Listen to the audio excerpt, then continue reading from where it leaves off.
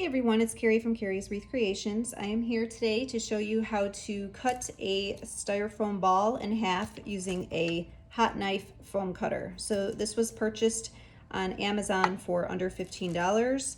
And it's just a simple design. It has an on-off switch, it plugs in. It's already nice and hot and ready to go. So I would caution for safety purposes if you are going to be doing this.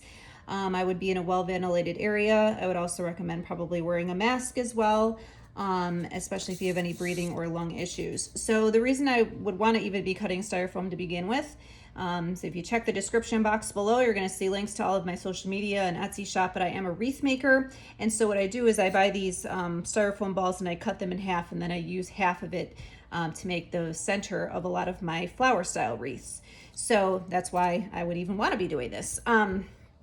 So I am outside in my garage, so apologize for any bad angles here. I do have a glass cutting board here that I'm going to use to work on.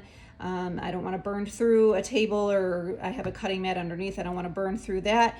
So something to protect your surface, okay? And this is just a sort of a very, just a point at the end.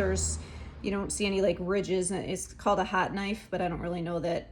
You don't see, it's not like a typical knife with like a serrated edge or anything like that. And then on my styrofoam ball, so it already sort of has a line right here that I'm going to be using as the guide, but it really just sort of melts right through. It's pretty simple. So I'm going to go ahead and take this, and you'll see as soon as I touch this, it's going to start cutting through, okay? Just like, almost like, it's like hot.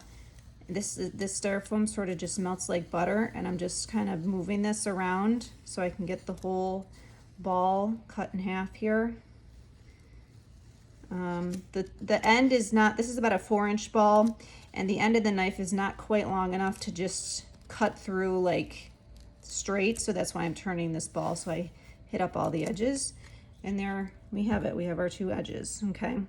So it's a little tiny bit uneven in some spots, but for my purposes, it doesn't matter. If you wanted to straighten that out, you could actually just sort of go like that and burn over it, or cut over it, I should say. And that'll take care of any little lumps or bumps you have going on there, okay?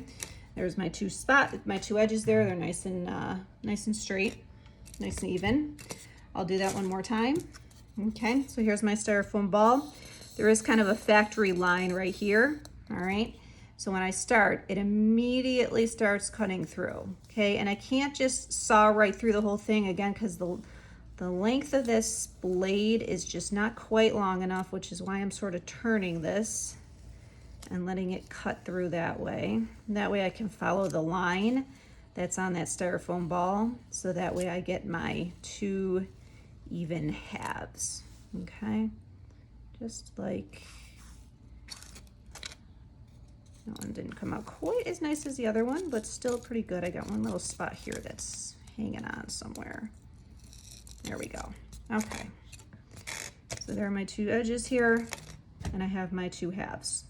That's all there is to it. If you check the description box below, you'll see a link to my Amazon affiliate shop where you can find this tool, as well as some of the other materials that I use for wreath making. And again, you'll find links to all my social media if you are a wreath maker and that's how you found me. Feel free to join me on other social media and check out my Etsy shop. Thanks, take care everyone. Bye.